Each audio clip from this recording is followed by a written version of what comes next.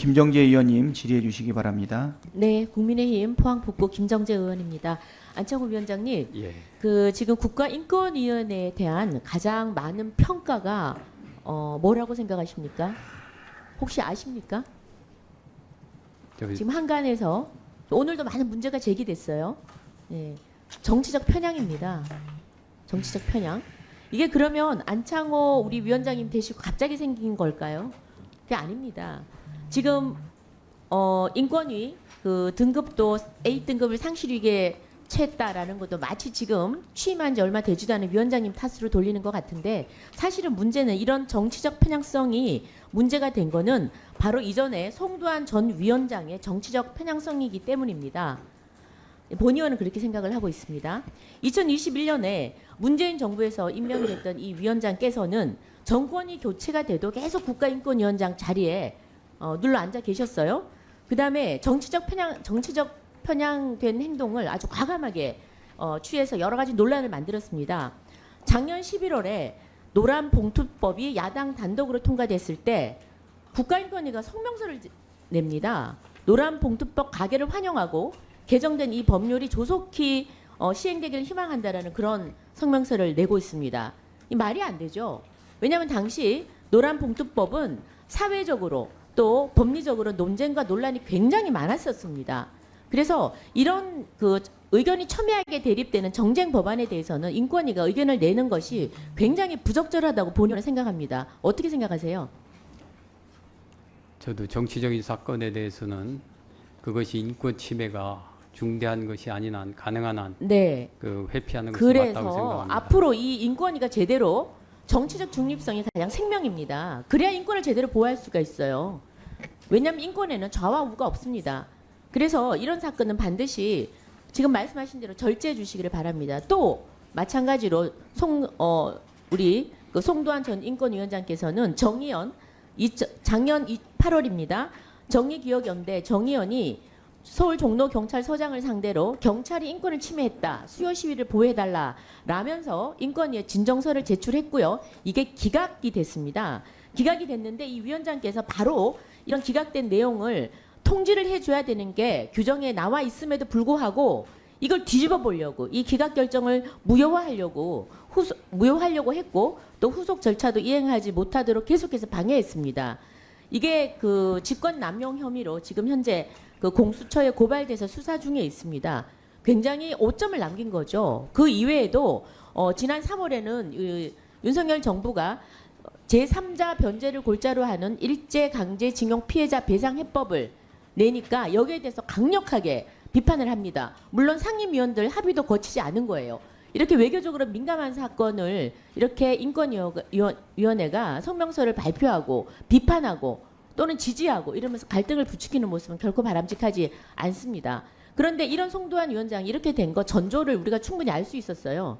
바로 이재명 대표의 친형 강제 입원 사건 시도하는 사건이 있었습니다. 이 사건에 이분이 변호인으로 자청을 했습니다. 그것도 무료로 했습니다. 이거 완전 인권 유린 사건인데요. 다 아시겠지만 이 친형을 자기의 의사에 반해서 강제 입원을 시키기 위해서 이재명 당시 성남시장은 자신이 지휘 감독하는 분당 보건소 그리고 성남시 정신건강센터 직원들에게 친형을 강제 입원시키도록 입원 관련 서류를 허위로 작성할 것을 지시하고 강요했습니다. 또 이 지시와 강요를 이행을 거부하자 이 담당 기관의 분당구 보건소장을 교체를 했어요. 이 심각한 인권 침해가 발생한 이런 사건입니다. 이런 사건에 어떻게 그 헌법재판관 출신인 송두환 전 인권위원장께서 변호인이 될 수 있었겠습니까? 이거는 굉장히 정치 지향이 어딘지 벌써 드러내는 사건이었고, 이런 분이 인권위원회 위원장을 맡으니 제대로 인권위원회가 돌아갔겠습니까? 굉장히 정치 편향적인 인권위원회가 지난 몇 년간 횡행을 했다. 그래서 인권위원회에 지금 정치 중립성을 완전히 훼손을 했다고 본 의원은 생각을 합니다. 그래서 다들 아시겠지만 우리 적어도 인권위는 어떤 권력자도 또 타인의 인권을 침해해서는 안 된다고 생각을 합니다. 헌법 가치, 인권 철저하게 지켜주셔야 되는데 앞으로 정치적 중립 제대로 좀 지키면서 하실 의향이 있으십니까? 예, 하여튼 저희 인권위가 정치로부터 독립되고 중립성을 유지해야 된다는 제 평소의 소신입니다. 김정재 의원님 수고하셨습니다. 다음은 양문석 의원님 질의해 주시기 바랍니다. 우리 헌법 제10조가 뭐죠? 위원장님, 우리나라 헌법 제10조가 뭐죠? 인간의 존엄성. 네, 우리 이미자 의원이 훨씬 더 빠릅니다. 행복 추구를 할 권리입니다. 그죠? 그 다음에 불가침적 기본 인권을 보장할 의무가 있는 거죠. 저 국민은 행복을 추구할 권리가 있고 국가는 국민의 불가침의 기본 인권을 보장할 의무가 있어요. 스스로 축제를 즐기기 위해 강근은 행복 추구권이죠. 국민의 권리죠. 그죠? 그런데 밀려서 넘어지고 발생한 사고는 국가가 불가침의 기본적인 인권을 보장하지 못했던 행위죠. 여기에서 기본적인 반헌법적 발언이 이충상위원회에서 튀어나왔습니다. 두 번째, 지급에는 기천이 없죠. 위원장, 지급에는 기천이 없죠. 예, 없습니다. 생명에도 기천이 없죠. 없습니다. 참사만 기천이 있나요? 뭐 사람 이충상 의원이 예. 더 귀한 참사라는 표현을 쓰면서 참사에는 기천이 있다고 발언을 합니다. 여기에서 이 부분이 또 문제가 되자 거짓 해명을 합니다. 더 귀한 참사가 아니고 더한 참사라고. 문맥을 읽어보세요. 여기에 더한 5.18보다 더한 참사인가 이렇게 표현할 내용이 아니에요.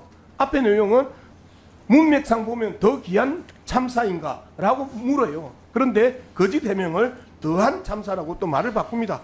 그리고 간리에서 이 해명을 요청을 하니까 뭐라고 대답을 하느냐면요, 5.18보다 더한 참사인가를 5.18보다 더 귀한 참사인가로 한 글자 빠뜨린 발언이었을 뿐인데 라고 하면서 한 글자 빠뜨렸다고 이렇게 나를 맹렬하고 가도하게 비방한다고 이야기했습니다. 빼는 거하고 덧붙이는 것도 구분을 못합니까? 덧붙였잖아요. 더 귀한하고 더 귀한 참사하고 더 한 참사하고. 국어가 안 되는 이런 분이 계속해서 현장에 있는 부분입니다. 그 다음에 이충상 의원이 23년 6월 26일 인권위 제9차 전원위에서 또 이런 발언을 합니다.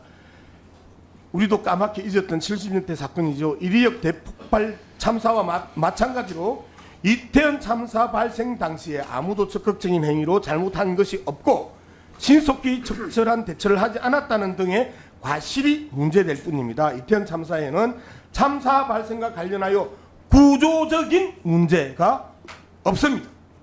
이렇게 이야기합니다.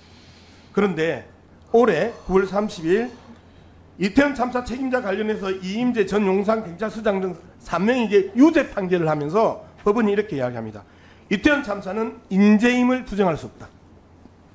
인파 집중을 예방 및 통제 관리하는 것도 별도 경비 대책을 세우지 않았고 정보 수집이 필요했음에도 단 한 명의 정보관도 배치하지 않았다 하면서